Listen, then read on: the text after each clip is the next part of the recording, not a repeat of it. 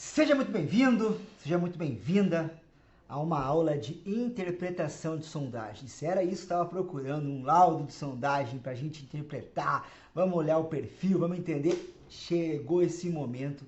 Seja muito bem-vindo à nossa aula de interpretação de um laudo de sondagem. Eu sou Vinícius Lourenço, engenheiro civil, e aqui nos meus canais de comunicação do Fundações Sem Complicações, seja no YouTube, seja no Instagram, LinkedIn, aonde você me procurar lá, a gente está aqui para compartilhar conhecimento e levar conteúdo de qualidade de fundações e contenções e de engenharia como um todo para você. Então, se ainda não me segue em um desses canais, por favor, me siga agora mesmo. Combinado? Vamos lá, vamos para a aula, vamos falar um pouco sobre interpretação de laudo de sondagem. Bom, eu não quero focar hoje no ensaio em si. Né? O ensaio, nós temos inclusive aulas dentro do YouTube que mostram as etapas do ensaio, como é que medem os golpes e tal. Eu quero focar no laudo em si. Então esse aqui é um laudo da minha empresa. Então eu posso falar, mostrar, divulgar ele de forma tranquila porque é um laudo nosso, né? Então esse laudo de sondagem, ele é um laudo que ele começa com uma descrição, né, da onde é a obra. A obra ela é na minha cidade, onde é a minha matriz aqui, Cascavel, né? A Fungel tem aqui matriz Cascavel e tem filiais em Foz, Londrina e Campo Grande. Então tá mostrando aqui onde é que é o local, né? Fala quantos furos foram feitos, indica que nós respeitamos a 6484/2020 e faz aqui algumas descrições, tá? Nós respeitamos esta norma, esta tabela da NBR 6484 com relação à caracterização do material, tá? A designação dele. Então, o índice de resistência menor do que 4 é fofo, de 5 a 8 pouco compactos, para areias e siltes, né? Se você vai para argilas e siltes, isso aqui já aumenta, né? Então, menor ou igual a 2, muito mole, 3 a 5 mole, e assim por diante. Então, fala sobre, a gente inclusive fala que o equipamento é automatizado, né? Então, tem energia aplicada no ensaio é mais precisa que a energia manual. E aí, o que se encontra aqui neste nosso arquivo, tá? Então, tem a planta de locação e o perfil individual dos furos, além de uma, você vai ver depois ali no final, ali um perfil bem bacana de todos os furos dentro do nosso terreno. Então, o primeiro passo é o seguinte: a locação é algo fundamental. Se você, em algum momento, algum laudo de sondagem que você recebeu não tem locação, nem recebe. Fala, meu amigo, infelizmente, pode voltar lá e fazer locação. Não existe, não existe laudo de sondagem sem locação. Não existe. Laudo de sondagem tem que ter locação. Por quê? Porque tem variação. Os resultados da sondagem têm variação. Nosso solo é um solo heterogêneo, que vai apresentar anisotropia, que vai apresentar características que vão gerar variação. E aí você precisa saber onde é que foi feito cada furo. Senão como é que você vai projetar no escuro, sem locação? Então, locação básica, tá? Então aqui, por exemplo, 5 furos, os PT1, 2, 3, o 4, o 5 e o 6. Né? Tá aqui as nossas locações que foram feitas, né? Aqui a rua, né? Rua tal, beleza. Então vamos lá. Inclusive esse laudo é recente, aqui, deixa eu pegar aqui, foi emitido, deixa eu ver, aqui, não tão recente, um pouco menos de um ano, maio de 2024, né? Então eu quero focar agora nisso aqui, porque quando a gente fala em interpretação de uma sondagem SPD, estou falando basicamente de interpretação de um perfil de sondagem. Acho que é isso que você quer chegar aqui comigo e quer aprender, né? Então é isso que eu vou te ensinar. Então, esse laudo de sondagem, SPT, ele traz algumas informações que são muito importantes. Eu destacaria 3 informações que você precisa entender assim, completamente. Você não pode sair dessa aula aqui sem entender completamente sobre essa interpretação aqui de sondagem SPT. Combinado? Primeira, nível d'água. Nível d'água é fundamental. E o nível d'água, ele vai estar com informação aqui, Deixa eu aproximar aqui, Vou aproximar aqui, Vou me colocar aqui em cima. Olha só, o nível d'água é uma das primeiras informações. Tá aqui, ó, nível d'água. Vou focar no que é importante de verdade para você, entendeu? Vou focar naquilo que você precisa saber. O nível d'água tem que sempre ser o nível d'água final, 15,10. Olha como aqui tem a informação, ó, NA inicial e NA final. O que vale aqui? Vale o NA final. O que é o NA final? Qual que é a diferença? O inicial é aquele que eu meço logo após o término da minha sondagem. Então, eu terminei a minha sondagem, eu venho e faço a verificação do nível d'água inicial.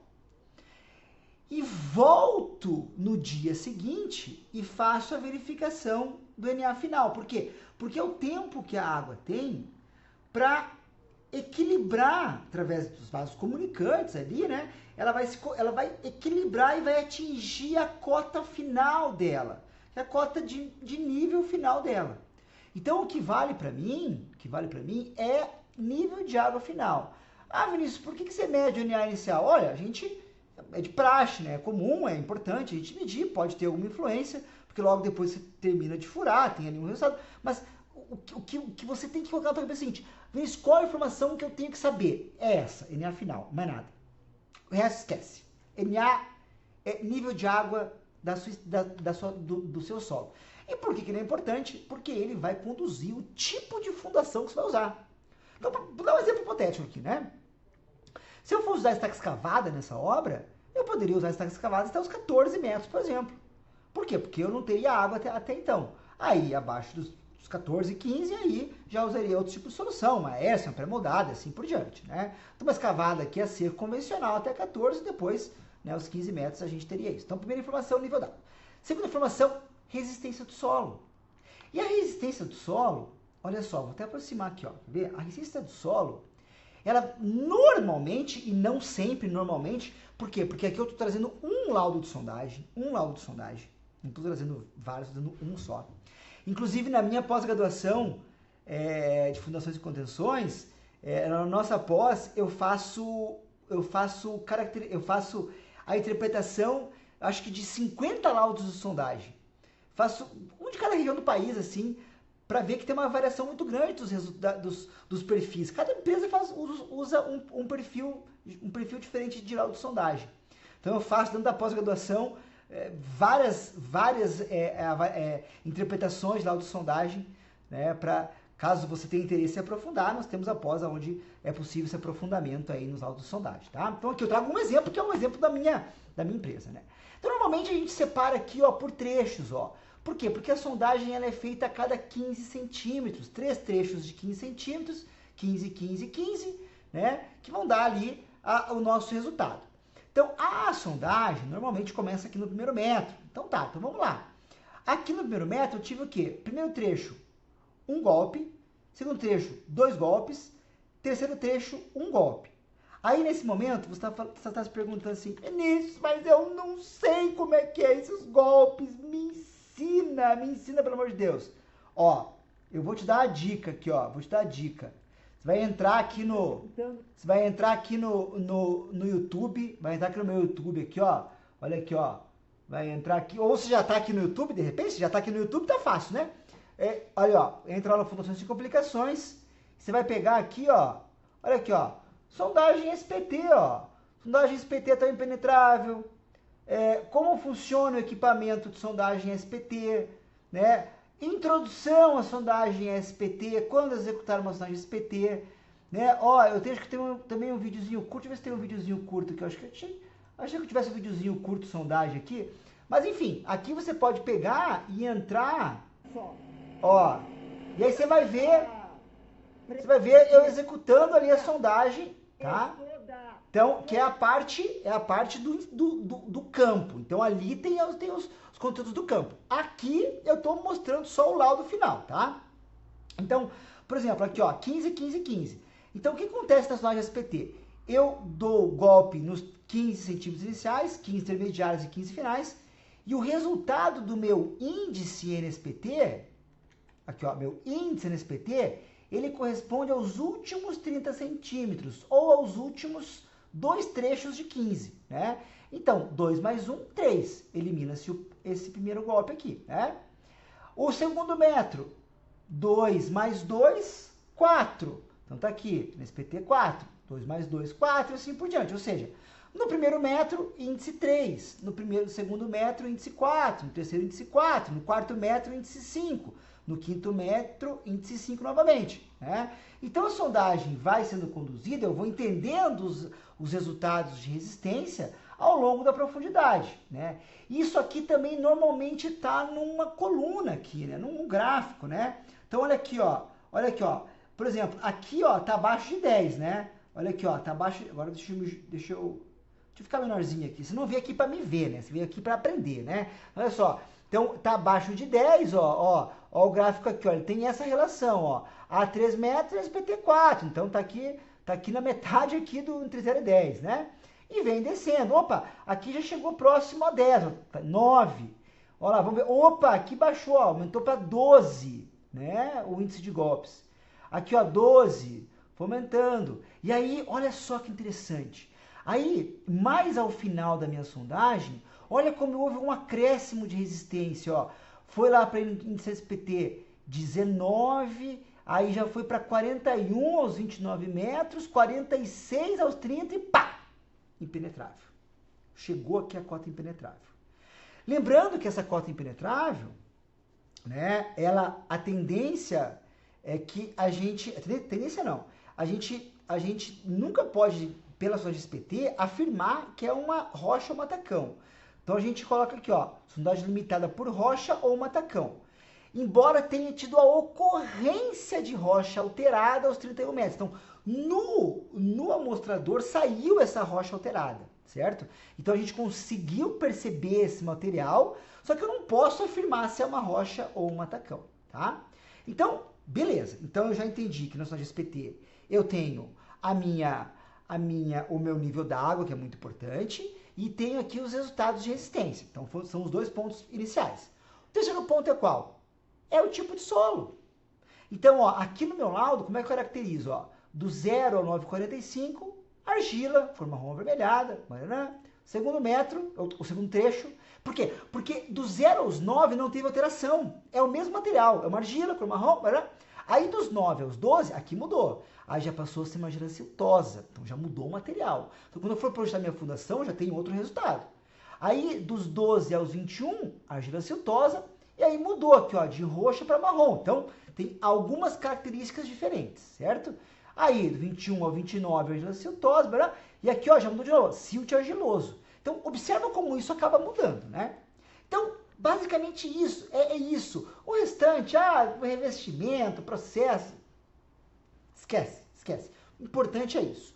O que eu destacaria também de importante? Ó, a cota, ó. Olha aqui, ó, meu SPT1, a cota inicial de perfuração é no 100.41. Eu poderia até colocar aqui, ó, SPT01, 100.41. Até às vezes quando a gente faz isso. O SPT2, vamos ver, ó, 100.550, já aumentou um pouco a diferença. Vamos ver o 3. 100.82, ou seja, o terreno tá em aclive, né? O terreno está em aclive. 100.120, que é o 4. Vamos ver o 4 aqui. Vamos ver o 4. Ó, o 4. A 4 tá aqui, ó. Então, a gente vai entendendo isso aqui, né? Furo por furo, para a gente ver em que posição que ele se encontra, certo?